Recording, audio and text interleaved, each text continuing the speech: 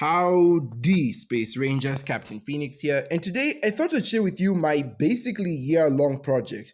And no, this is not a big milestone I achieved in life. In an alternate universe, this video would be entirely different. No, today we're still talking about movies and how I got about watching a bunch of classic movies for no other reason than to say I did it. Now, if you remember, way back in December, I made a short saying this. I did feel a bit guilty for not having seen some of these classics, especially considering it's stuff a lot of people have grown up with. I've never seen any of these movies, so this is legit going to be a first-time thing for me. So that's my challenge for the month. I want to watch at least one classic a day and put it on my letterbox. You're going to see me post the actual list of classics I haven't seen onto my community page, and then every day, at least that's my goal. I don't know how consistent it'll be. I cannot promise I'll see something every day because I'm also kind of busy even when I'm off class, but my goal is to at least watch one classic and to review one classic every day. You'll see me rate it out of 5 stars. I'll put it up on the community page. And yeah, that plan went sideways almost immediately. Before I get into that, I want to explain why I took this challenge up to begin with. You see, back in my final year of college, i.e. last year, I was talking to one of my friends about movies, as we as film students do, and it was only then that I realized just how many classic movies I missed out on. Movies that shaped cinema, the millions of people grew up with, and movies that later movies and TV shows I grew up with referenced.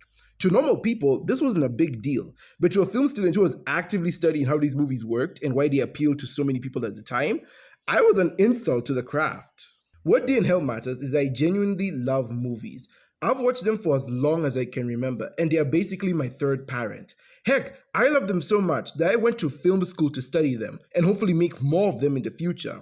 The problem was that I clearly only grew up on mainstream movies. You know, the stuff that comes from Hollywood, breaks the box office, and becomes so popular that even third world countries know them. And since I was an animation Puritan at this point, and still kind of am, most of my catalog was animated movies. This of course spilled onto my channel where I primarily reviewed animated movies, and I was no better than the average Shefrillas fan. So then, why now? Well, in my final term of college, a friend and I were walking to the store, chatting about movies, as film students do, and we both reflected on how many classic pop culture movies I missed out on growing up. That alone would have been fine, but what happened next is what shook me. As we talked, I mentioned that I hadn't seen The Terminator, and an older lady who was walking by us looked at me shocked. I vividly remember her turning back and asking, "Who the heck hasn't seen The Terminator?"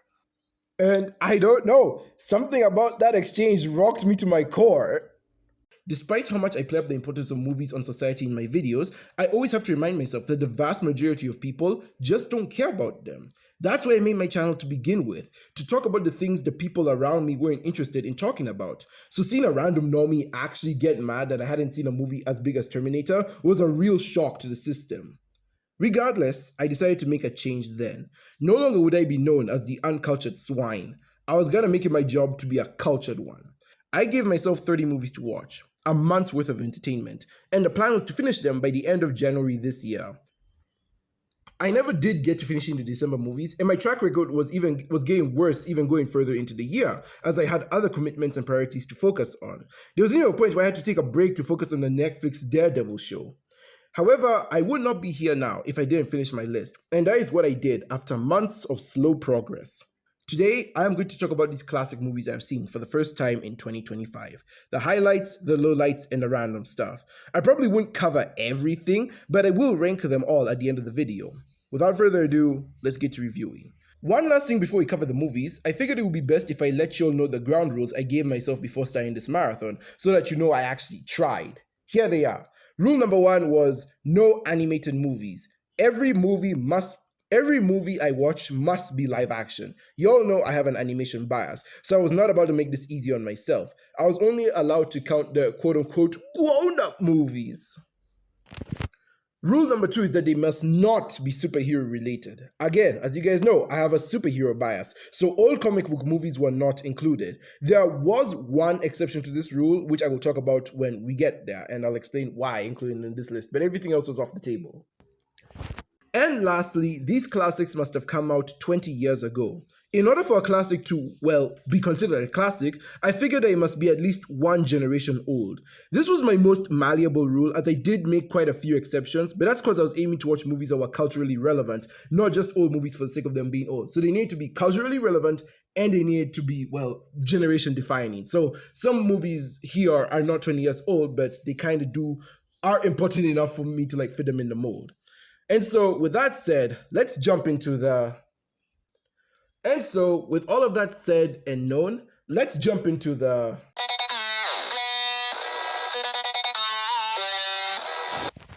Yeah, Alien. I bet a lot of you are not expecting this one to be here. Now, I will get this out of the way. It's not because of my aversion to horror. I don't know if I've mentioned it on the channel before, but I don't really like horror as a genre. It's not for me. And I know that Alien is a horror movie, but I don't hate it because it's a horror movie. There's very much a clear difference. I'm not saying Alien is automatically bad or isn't for me because it's a horror movie. I'm saying I didn't enjoy it mostly because I just didn't enjoy the story. I feel like I've seen this story a bunch of times before, where a bunch of scientists do something where that they should not have done, and then they end up with obviously a monster that they have to deal with. It's either a monster, an alien, or some fantastical creature. It always happens in a story like this. But the main thing that bothered me with watching Alien was the audio. Now, I'm not gonna pretend I watched Alien in the most perfect setting, but my God, was the audio for this movie bad, and I had no settings for it. I can't appreciate a movie I get to even half experience. But even with that said, the movie, as I said before, didn't really interest me much. There were a couple scenes I really liked. The scenes in the lab where they were like studying the alien, like spider creature thingy. Those were really cool. But as an overall product, I just didn't care that much. I did like Sigourney Weaver as the lead, though. I'm glad they made her the main character because she definitely had the chops to carry the movie. Everyone else was whatever. I don't even remember them. So yeah, I just didn't really enjoy Alien. It just did not work with me at all. Then we have The Wolf of Wall Street. This one just also disappointed me mainly because I felt nothing. And you know the worst thing a movie can do is make you feel nothing. I didn't feel nothing to a point where it's just like absolute apathy / hatred for the product, but I just felt no gusto watching this thing. And I know that's crazy to say because this is a Martin Scorsese movie, who, by the way, I have not watched his other movies. Maybe I'll get to them at some point down the line, but as of now, I don't really care. So maybe Martin Scorsese style just isn't for me. But yeah, I did not care for Wolf of Wall Street. There were some scenes that were interesting, but the overall product was fine. I don't know. Maybe I just had like different expectations of what this movie was going into it because I heard so much good stuff about it. But like, I left feeling very unimpressed. Again, I don't even hate it. I just have nothing on this movie. It's well made. That's all I could say. It's a well-made movie. But like, that's it. That's all I could say about it. And then there was also Mad Max I watched. This was one of the first movies that I watched early on in my marathon. So I feel like the experience of it was like really fresh because I was like, ooh, new movie I'm watching at the time. This was also one of the George Miller movies I was watching because there were also some directors I wanted to watch the filmography of this year. I did watch Christopher Nolan's filmography, George Miller's filmography, Brad Bird. There were a couple of directors I did watch the filmographies for this year, which also slowed down my classic watching. So I remember this one, I was watching it as a classic movie fast, and then the George Miller filmography would come later. And Mad Max was just fine to me. It was a fine movie. It's nowhere near as good as its successors, like Fury Road, Furiosa, Mad Max 2. Those ones are like really good movies. But Mad Max, the first one, the 18 movie, I didn't care for it that much. And again, it's not even because the movie is bad. It's just I expected more. You know, this is coming from someone who watched the Mad Max sequels first and then got to the original Mad Max later. So it's like, I understand that there is definitely some dissonance between the two. Like, I know I did not consume this series in the proper way at all, but long story short, I know even though I didn't consume Mad Max 1 properly, I expected a bit more from it. And I feel like the movie did kind of deceive us a bit because Max doesn't really go mad until the last 15 minutes of the movie. There's not really any crazy post-apocalyptic hijinks we see until, again, the last 18 minutes. We had the car chase at the beginning of the movie, but that's about it. The middle of the movie is just a guy taking his family on vacation. The world doesn't even look as dirty or grimy as it does in the later movies. So it's just kind of there. You know, the movie is just kind of there for me. And again, until the very last like 20 minutes where it like really picks up some steam. The sequels obviously build up on the idea of just like driving in this dead world. And but like for the first movie, it was fine. I don't hate it. I don't dislike it as much as Alien, for example.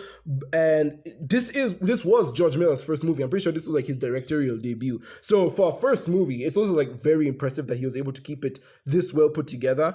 But at the same time, it's very clear that a lot of missed potential was here that the later sequels were thankfully able to build upon of. If you're gonna ask me which movie I prefer of the original Mad Max trilogy, Mad Max 1 of 3, because everyone has unanimously agreed that Mad Max 2 is the best. I'd probably say 3 slightly. I know 3 is kind of like the Return of the Jedi of the trilogy, where everyone doesn't like it because it's a bit too kid-friendly, a bit too fun. But there are parts of 3 I really like. The Thunderdome part I really like. The ending hits like a truck. It's that middle portion with the kids I don't really like. But compared to the slow build-up of Mad Max 1, I think I'd take 3 any day. So yeah, I know 3 only has one chase scene, and Mad Max 1 has a couple more, but like, if it came down to the wire, because both of those movies have like the same rating for me, but if it came down to the wire, I think I'd rather revisit Mad Max 3 sooner. So I do think 1 is the weakest of the trilogy, in my opinion. All right, now that I've gotten the hot takes out of the way and ensured that the film community is going to kill me, let's talk about...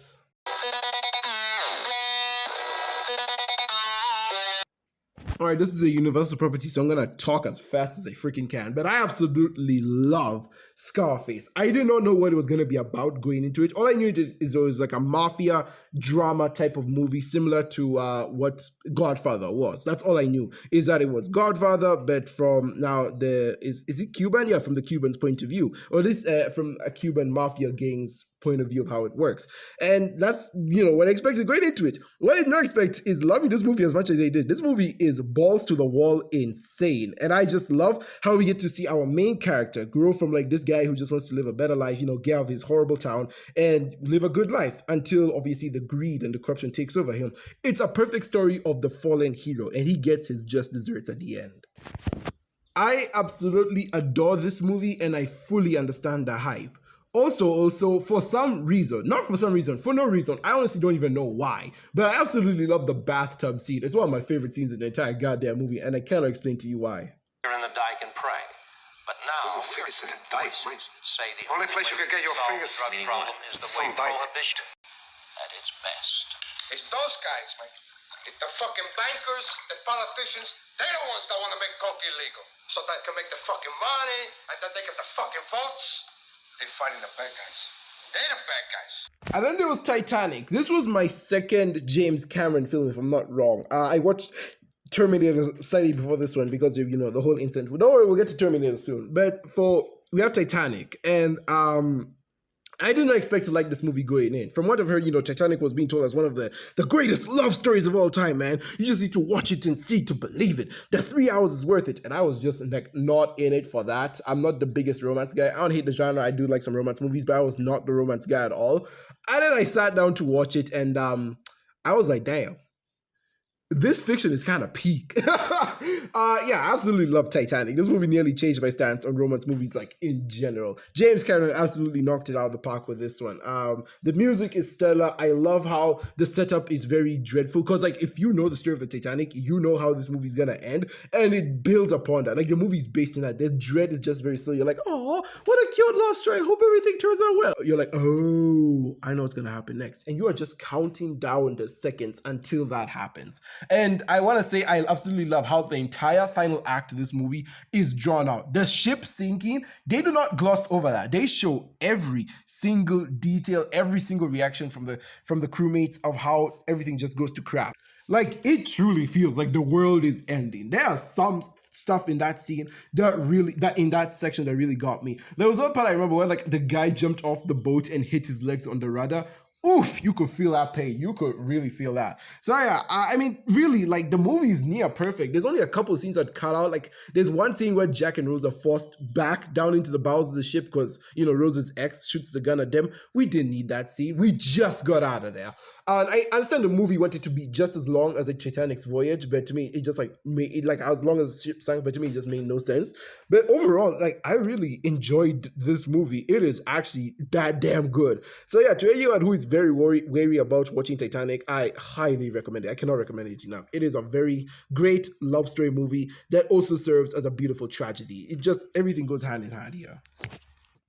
This is a movie I did not expect to be here at all, but surprisingly it is. Pirates of the Caribbean, Curse of the Black Pearl somehow made it to one of those movies where I just absolutely don't understand how he did not see it sooner, especially like when the hype was going crazy around it. The first movie, I haven't seen the rest of the movies. The first movie, especially, is so damn good. It is so action packed, so funny, but also has the right amount of cartooniness to it that you can enjoy. Like, no wonder it has such a rabid fan base. The first movie is so fun, and I can only imagine the sequels build up on like the mythology of being at sea. To me personally, I was like, how entertaining can you make a bunch of ships sailing on the water and fighting each other, fun? But they do. They make it really fun. There's a lot of stuff to love about this movie. It's got everything you want. It's got the swashbucklingness, the romance, the mythology, the everyone hates Jack thing. Of course, you have Johnny Depp, who just like owns the role of Captain Jack Sparrow, so much so that Disney can't make another Pirates movie without him. He's straight up said, "I'm not coming back," and Disney's like, "Oh shoot, people are not gonna watch the next movie." But yeah, I really enjoyed this first movie. I didn't expect it to be on this list at all, but I fully understand the hype. Now, I'm just upset I could not get into this franchise sooner, because I definitely wish I was with the fandom. Now, I think the last movie came out 8 years ago, so it's very much a dead franchise at this point. But yeah, the first movie still holds up. If you just want a fun action adventure movie that really levels everything perfectly, watch Pirates. It's so good. Oh yeah, and I didn't even mention, going back in the trailer here, the CG like really holds up. There's a lot of good effects in these movies. Disney, what the hell happened? What is this generational fall off from you guys? I cannot state how much I love Fight Club. And no, don't worry, I'm not one of those red-pilled losers who think, we should use Fight Club as an excuse to like hate on women or whatever. I don't even understand where people got that from in this movie.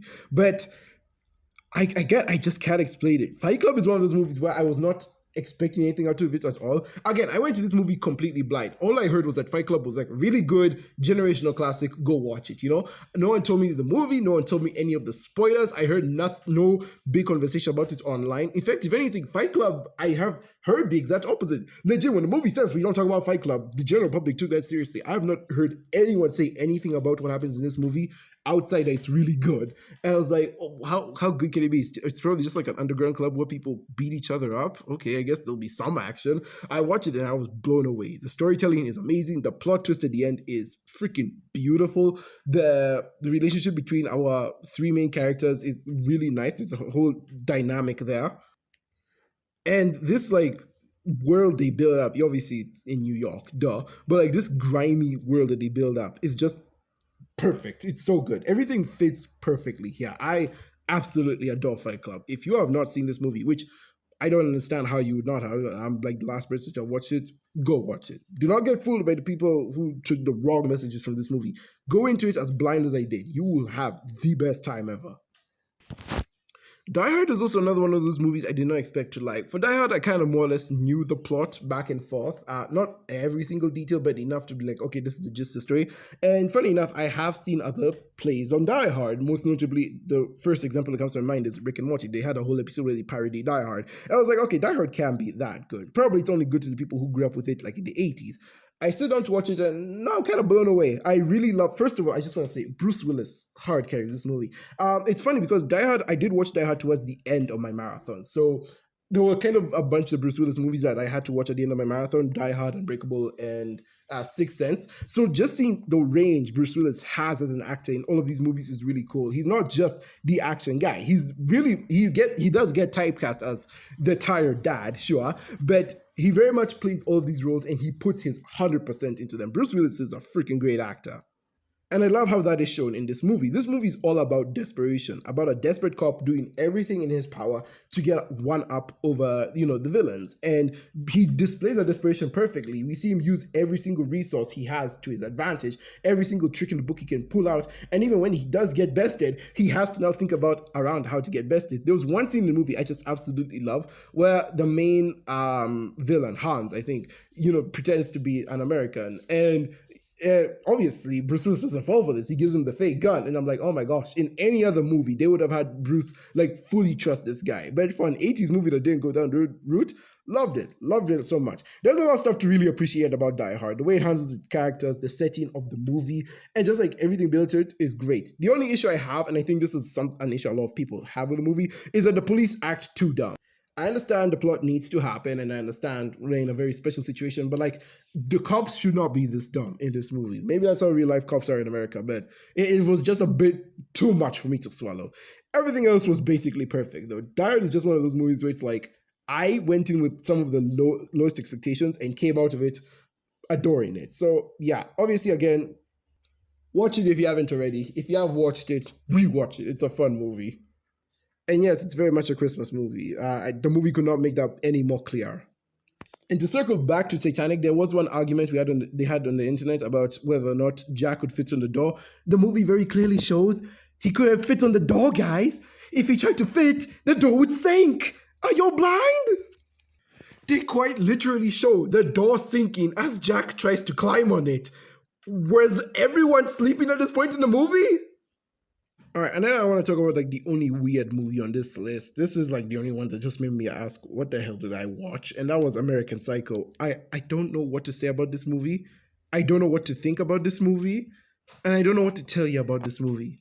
All I can say is I watched this movie shortly after watching Wolf of Wall Street, and I'm so sick and tired of seeing these Wall Street people snort cocaine. If it is such a known thing, why is America like just still supporting it? Just make the cocaine illegal at this point. But overall, I don't know what to say. In all honesty, I don't know what to tell you about American Psycho except it is a freaking weird movie. The amount of kids I've seen on the internet who like use who used Patrick Bateman as like their role model to show the base sigma. Why? I don't understand. Why are kids watching this movie? It's not for you. Absolutely flawed by this movie. That's all I could say. It is a very strange movie. I can't even say like I thought there was some interesting plot twist because I don't even know what the freak the plot twist was. So yeah, I've lost my mind. Tell me what you guys thought of American Psycho. I'm at a loss for words. And now we enter into the movies that are gonna get me killed. These are movies where I understood the hype. I understand why people like them, but they just weren't for me. Of course, we have to talk about The Godfather. I thought The Godfather was fine. Did it need to be 3 hours long? No. Did I care for the Italy segment? No. And that's the thing that annoys me the most, is that I understand why people like The Godfather. And obviously I had to study The Godfather as well in film school, which, I didn't watch it. I just had to like work off other essays on the internet. But the thing that bothers me about The Godfather, one thing in particular that I just can't shake off, is how this movie is supposed to be representative of like how movies are supposed to be made. This is like the peak of filmmaking, right? Yet in film school as well, we learned there's a very golden rule in film, which is called show, don't tell. Whenever you need to show something in the movie or to, get the emotions across and to obviously raise emotions in people, you'd be best showing the scene, showing the emotions of the characters rather than telling the audience. But in this movie, there is straight up a scene where the main character is being told how to assassinate a cop. And then he goes ahead and accomplishes the plan. Normally, in a structure like that, you'd think, okay, if we're going this much in detail about the plan, you'd assume the plan to go awry when the scene actually comes through. But no, we do talk about the scene actually happens, and then the movie continues as normal. And I just couldn't get that out of my head. How is this movie supposed to be the pinnacle of filmmaking if it broke one of the rules of filmmaking? It's not something that absolutely breaks the movie for me. I'm not going to pretend, this movie's horrible because of it. Woe is me. It's just something that really was nagging me at the back of my mind. Overall, the movie's fine. Of course, being a 70s movie, there was some points where it just got really boring, but that's mostly just because of my ADHD, brain rot brain. So I fully understand that I could be the problem there, but it's fine. I'm not going to be a Peter Griffin and say it insists upon itself. I refuse to do that. But I will say that while I understand the hype, personally, it ain't for me. And I think that's just fine sometimes. Not everything has to be for people, and not every classic is for everyone. Alien wasn't my classic. That's the one classic movie I thought for sure I would just enjoy, but absolutely despise. Godfather is one of those classics where it's like, I don't hate it. I fully understand the hype, but it's not for me. Oh my gosh, guys, it's a live action Dreamworks movie. Somebody call the pow pow. Anyway, we have Gladiator. I don't have many thoughts on Gladiator other than it's good. Again, I think this movie is good. I really like it. However, it also just didn't hit me emotionally. There is a lot of good acting talent in this movie. I think Russell Crowe plays the main character well. I love Joaquin Phoenix as the Emperor. But otherwise, the movie is just fine to me. I don't know why Joaquin Phoenix is incestuous, by the way. Was that really necessary for this movie? Sure, why the hell not? But as I said, the movie just didn't hit me on an emotional level. I do think it's well made in places. That's in places. Because we have the opening to the movie where it's like a battlefield. I think that was really cool. Very good way to stage the movie. But then you have the actual gladiator fights in the arena. And my God, are they shot so badly. There's like 1,000 cuts. We have some horrible camera angles. Some of the characters get taken out way too quickly. Oh, I don't want to talk about it. It's so annoying because the movie is literally called Gladiator. So you go into this movie wanting to watch gladiator fights, but most of the gladiator fights suck complete booty. You failed at what you're trying to do. The character drama is great, but the actual action is nonsense. And that's what annoys me about this movie. So yeah, I can understand why people like it, but I don't see it as like this beautiful artistic masterpiece, you'll say.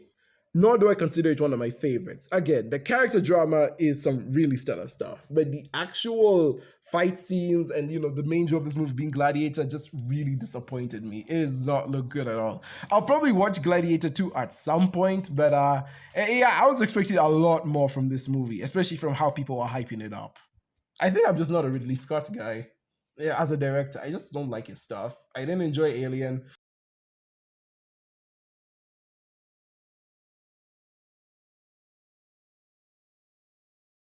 Gladiator was good, but it wasn't amazing. And I absolutely despise Napoleon 2023. What a disappointment in a movie. I think Ridley Scott's just not my guy, but we'll see. Like, it's so funny because James Cameron, I was for sure that James Cameron, I wouldn't like most of his stuff, but I actually do.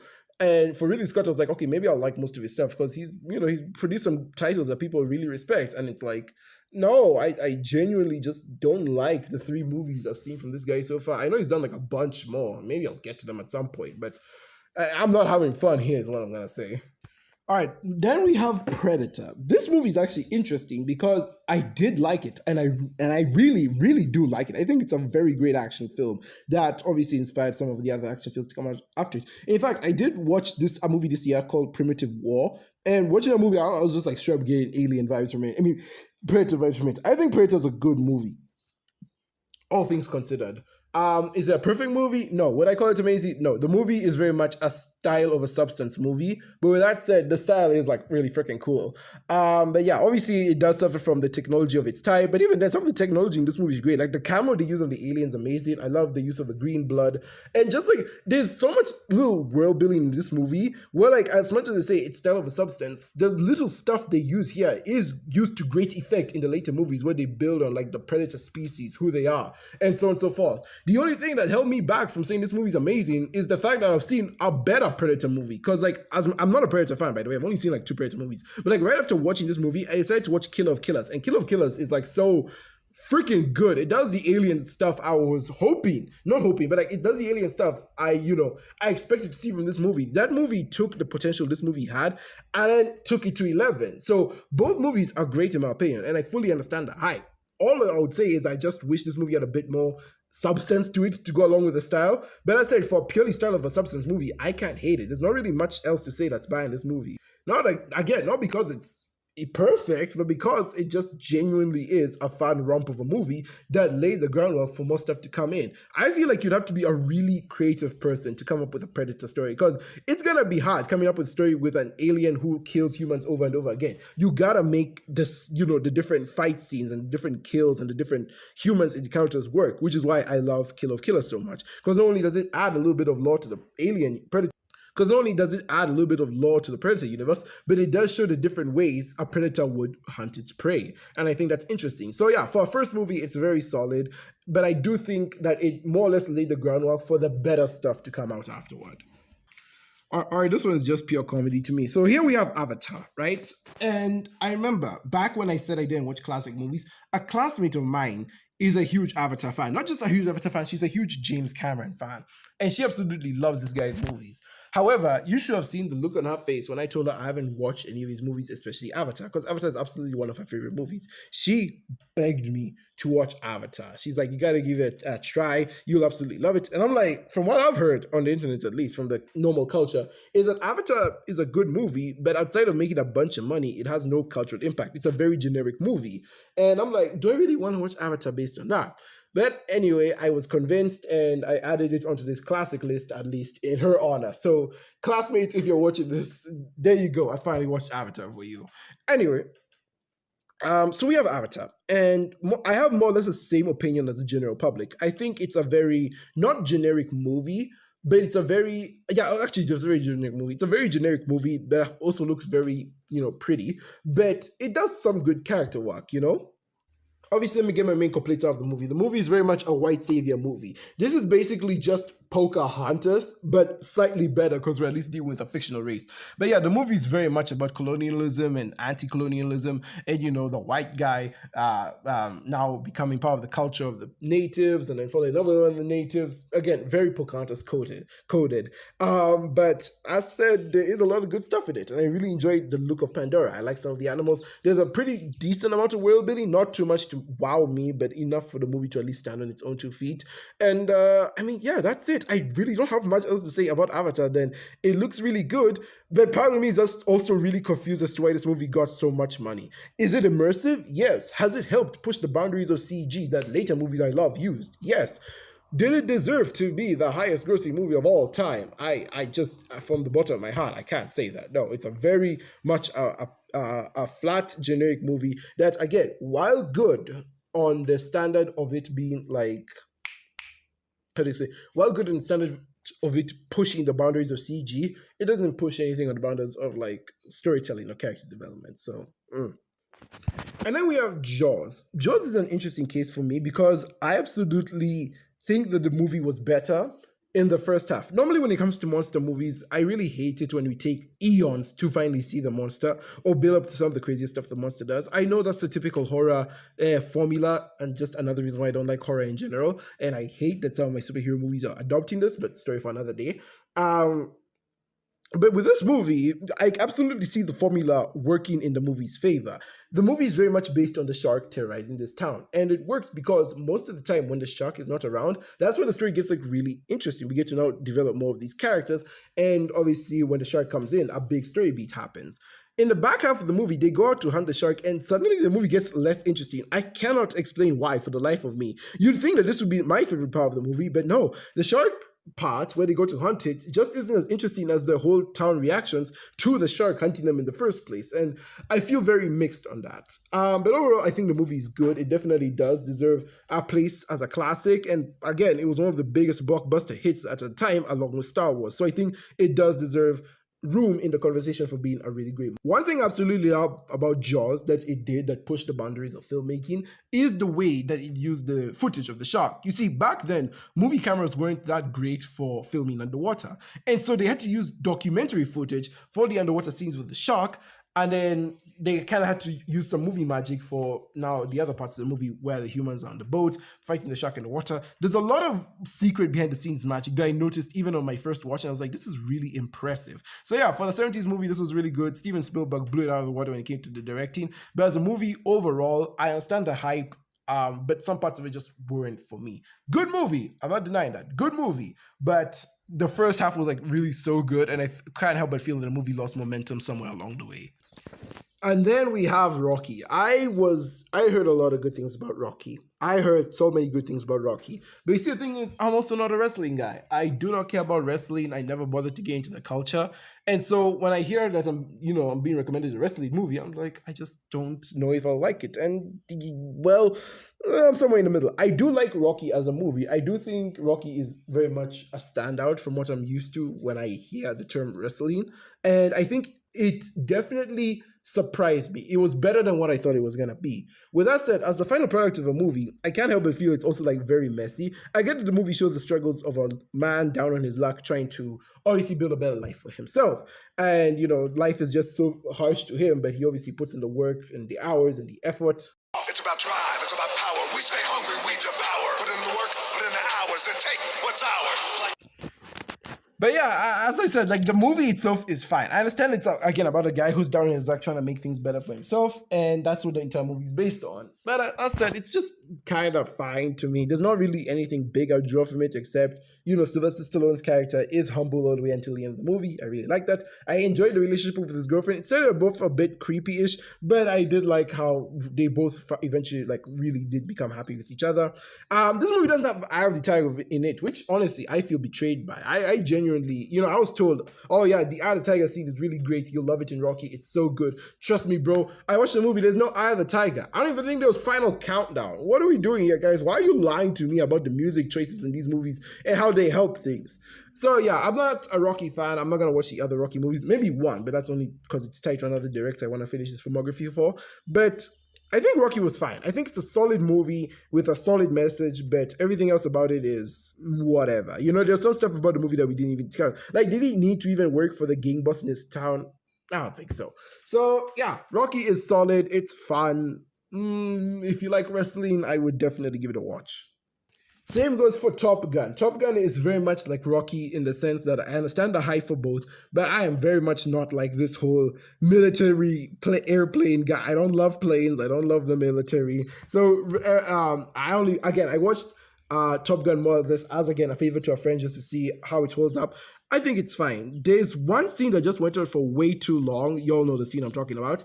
And Goose's death surprised me because I was like, you know, I heard stuff about him in the second movie, but I didn't think he was gonna die in the main movie. But he did, so color me surprised, I guess. But all in all, Top Gun is more or less the same as Rocky. I understand what it's going for, it just didn't appeal to me and my niches personally. Now we have Ghostbusters. Ghostbusters is a fun film. It feels like someone took the idea for a Saturday morning cartoon and said, what if we just make it live action, you know? And that's what it is. Ghostbusters is very much just a very fun, goofy movie of a bunch of guys just hunting ghosts. And yeah, from beginning to end, it's just a fun movie. There are some low points, obviously, where it's like, oh, we have to get the public to believe in us. Oh, there's a misunderstanding here or there, so on and so forth. One of the government agents is being like ridiculously dumb. And but like overall, I enjoyed the movie. There is one part though that just kind of low-key bothers me, and that's of course the relationship between Bill Murray and was it Sigourney Weaver, if I'm not wrong. Why is it Bill Murray? I think it's Bill Murray. I hope I didn't confuse it for someone else. Why is Bill Murray creepy as hell? Why is he so creepy to this lady? Like, geez, lady, get a restraining order against him. It's just I can't say I enjoyed that bit between them. Everything else in the movie was fun and it was fine. And yeah, very fun movie. I would recommend Ghostbusters. And again, I did mention this in my Letterboxd review, but it's very clear a white person wrote this movie. Because like, what do you mean? This chick finds out her house is haunted, and instead of moving out, she still stays in there. What are we doing? But yeah, I enjoy Ghostbusters. It's fine. But now, of course, let's go into the last section of this video.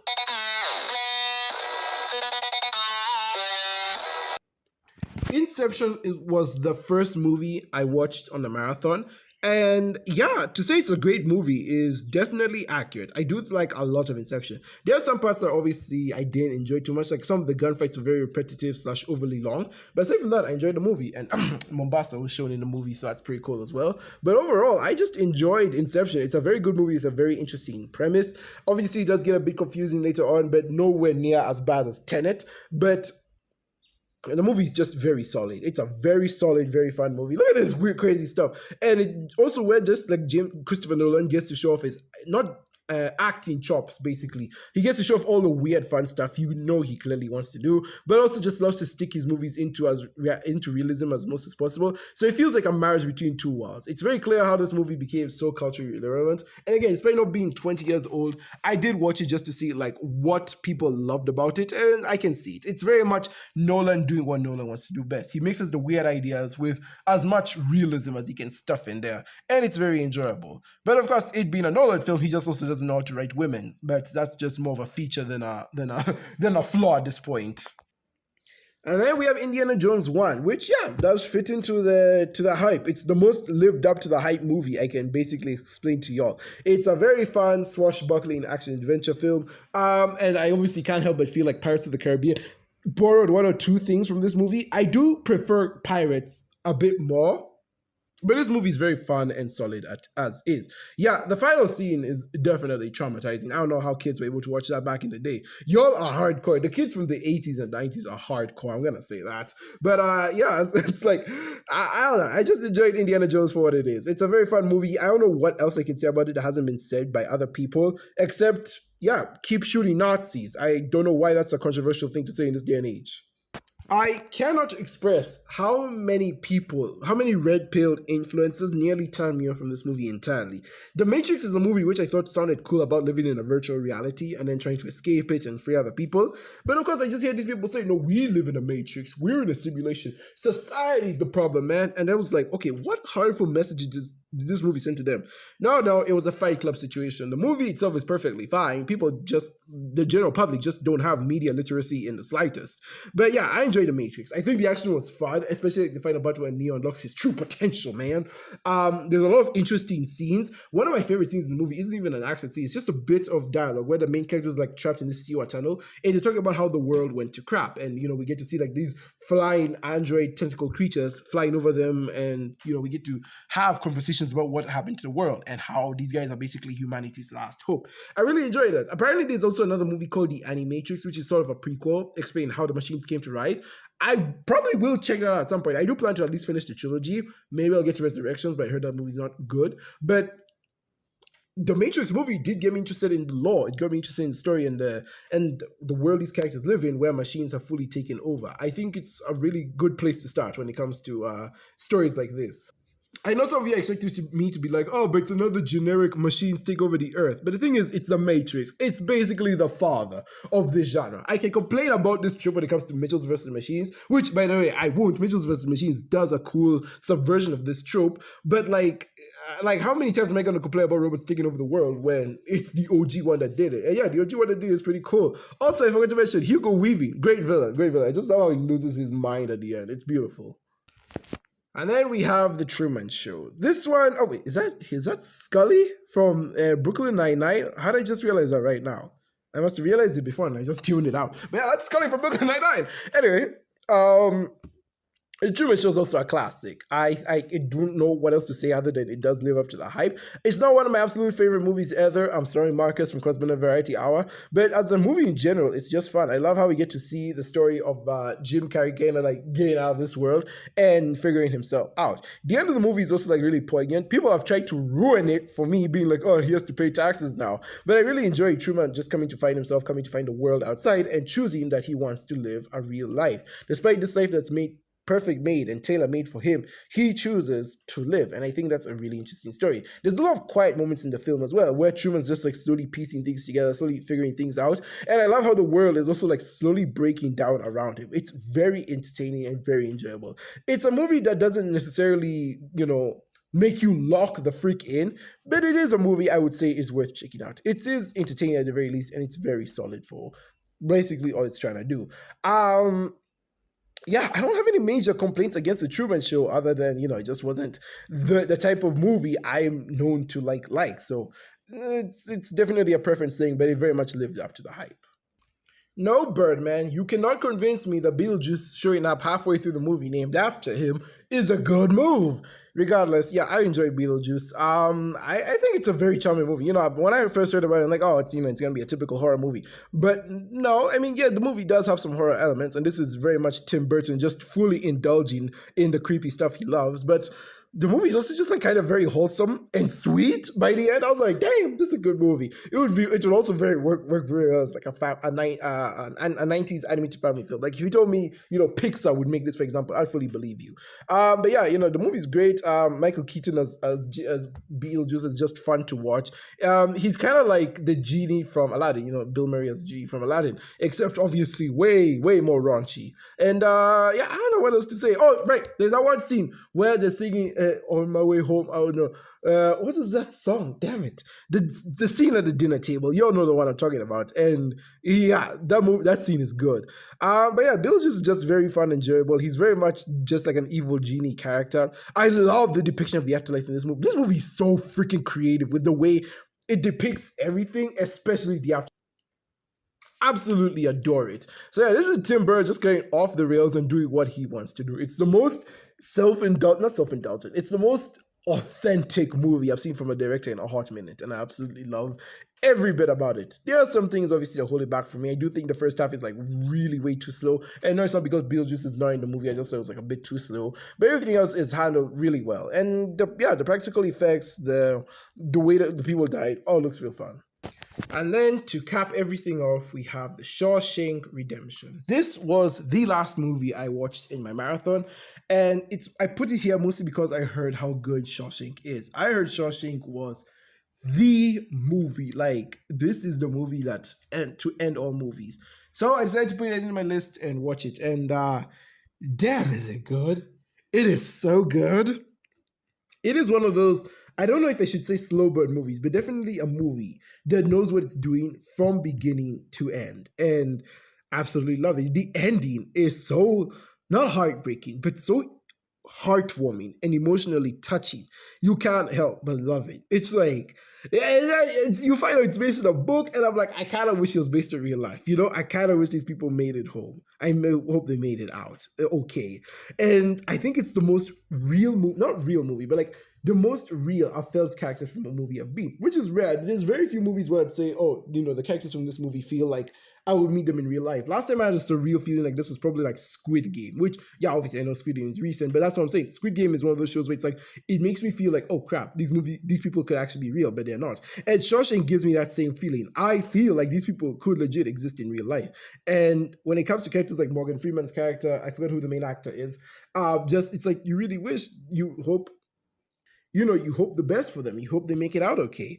And I just really enjoyed Shawshank Redemption, guys. It's a very good movie, very touchy movie. It's not even like a movie that's trying to be deep. It's a movie that just wants to tell a good story. And at the end of the day, that's what movie make it is, just telling a good story. So yeah, Shawshank Redemption, absolute cinema. One of my favorites from this entire watch through. Please go watch it if you haven't already. But if you're watching this video, you most likely already have.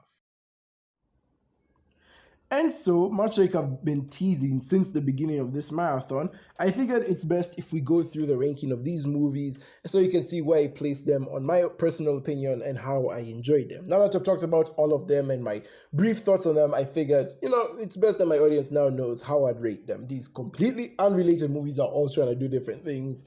Let's get into it. So, at number 30, we have Alien. As said, I just don't like this movie. I did not enjoy it. I don't see the hype behind it as I do other movies that came out around the same time, and sadly that's how it is. Then we have Superman 1987, The Wolf of Wall Street. Again, I understand what Superman's trying to do. I appreciate it for being the biggest film in cinema at the time, and I appreciate it for ushering in the age of superhero comics. I am forever grateful to Superman 1978 for existing simply because it introduced the era of superheroes. I'm glad so many movies came from it, and I'm very happy that it exists.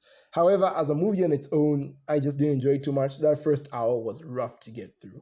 But as said, I'm very grateful to it, and I'm so glad we're living in an era now where superhero movies are a main staple. Despite what all the cinephiles say, I'm very happy with this era, and it all goes back to Superman. So yeah, I'm grateful to it, but the movie itself is not that amazing. I'm gonna get so much hate for that. Wolf of Wall Street, Rocky, Top Gun, Mad Max, E.T., American Psycho, Jaws, Home Alone, Avatar, Ghostbusters, The Godfather, Gladiator, Predator, Raiders of the Lost Ark, The Sixth Sense, Training Day, Inception, Beetlejuice, and then we come to the top 10 with The Terminator, the movie that basically kickstarted this whole marathon, The Truman Show, Die Hard, The Matrix, Titanic, Pirates of the Caribbean, Unbreakable, Scarface, The Shawshank Redemption, and Fight Club. That's my rating of all these movies. And I would say, like, if I were to come up with like new all-time favorites, I'd probably just say like the top 5 or 6. That's what I'd be like, yeah, these movies are tight. Y'all need to get on these. So, and of course, I will leave the link to my Letterboxd account down in the description below, so you guys can go check out more of those movies I've rated and some of the other stuff I saw this year. Before I wasn't really hyped on doing that, mostly because my Letterboxd was very much empty, but now there's a bit more stuff on it. But like, again, this is the only time you're gonna see it, mainly because I just don't have a great amazing take on movies when it comes to writing them down. I'm much better at explaining them verbally. And even then, I know my taste isn't a conventional taste, so people just hate me for that. It's the only time you're going to find out about my letterbox in a video and not going to my channel description and all that stuff. Regardless, so what did I learn from this? Well, I learned that movies are freaking awesome, but I also learned that there are lots of movies that exist. And I mean a lot. While I definitely should have watched some of these movies a long time ago, there's also no way I would have been able to see all of them in my lifetime if I didn't push myself to see them for the sake of this marathon. So now that I've expanded my taste just a little bit, do I consider myself a cinephile? No. Do I think animation and superhero stuff is just for babies and I'm now gonna leave that all behind officially? Also no. Do I understand what the cinephiles were yapping about and will review movies objectively now, whatever the frick that means? Look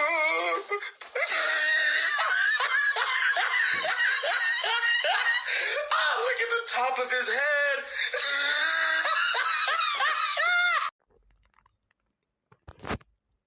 I'm still the same Phoenix as when I started out, and watching a bunch of older mainstream movies doesn't suddenly mean I have a higher understanding of cinema than anyone else.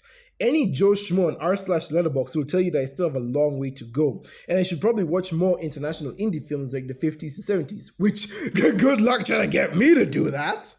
Did any of these movies become my all-time faves? Yes, actually. Some of these movies do hold a special place in my heart now.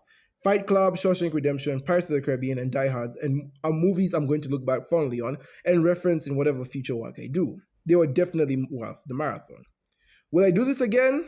I am considering it. Like I said before, there are a lot of movies, and I know a lot of people will be upset that I never bothered to check out other classics like Silence of the Lambs and Citizen Kane, huge cultural landmarks within the history of film.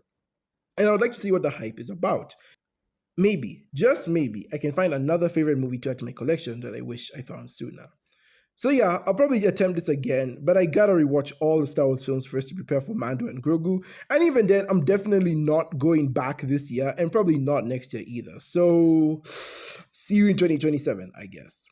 Anyways, guys, this will be all from me today. Tell me, what did you think of this little project I undertook? Are you impressed with the fact that I managed to down 30 movies, or are you impressed that someone like me managed to go this long without watching so many classics? Or do you hate me for being a movie reviewer, yet I dodged so many acclaimed films? Let me know all your thoughts down in the comments below, and as always, let's have a discussion. Thank you guys so much for watching. Be sure to like if you like, subscribe if you enjoyed, hit the notification bell to be part of the team Supper Cow. And with that, I have been Captain Phoenix, and I'll see you in another universe. Goodbye, my Rangers.